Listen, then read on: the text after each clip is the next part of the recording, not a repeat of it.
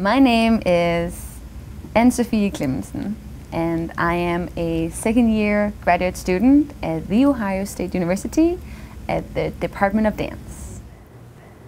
And 1, 2, 3, 4, 5, 6, 7, 2 big steps, 8, and 1 even smaller, 2, 3, 4, yes, 5, 6, 7, 8, and you have this word phrasing saying, if you know your past, you know your future.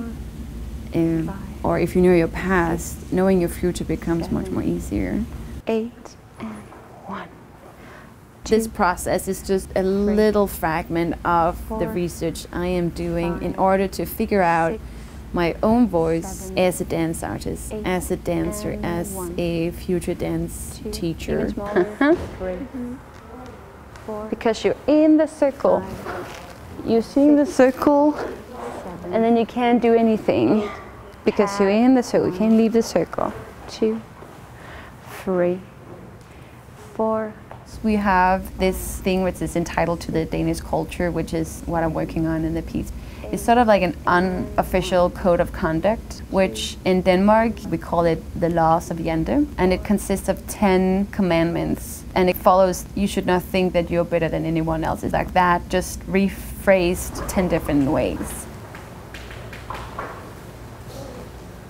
For the Danish society to work as a society, you should never think yourself or achieve to strive to your truest individual self, because then if you have too many people striving for the self, then you lose the group sensation.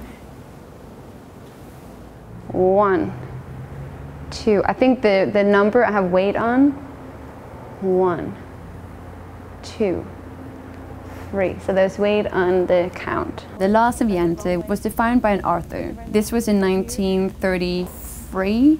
The American dream was also contextualized by an author here in America 2 years earlier. But I find those two situations really, really fascinating, that you have in a country not think that you are anything better than anyone, and then you cross an ocean, and then you have another country, you know, saying, you have to believe in yourself. You are your own promoter of your own life. So it's just culturally how that defines us, how it infuses us as human beings.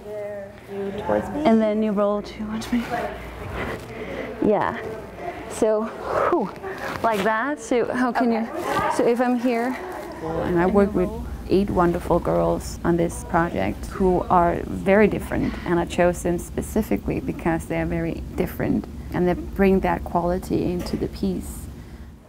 Right now I just see arms moving, and I don't see what effect it has that you're moving something. Yes, because that's one of your little, like, very Cheyenne moment, and I don't want to lose that. This piece is very much about not so much leaving the community, but to grab your individuality, to rejoice in the fact that there's only one you, that you are unique. You press yourself up to the knee and underarm. Here. You swing behind, cross in front, there, there, and then you come around here till there. And then it goes straight into the second floor phrase. Yeah? One more time. As a human being, everything you do reflects a lot of things, and how my current process reflects my life as a Danish individual.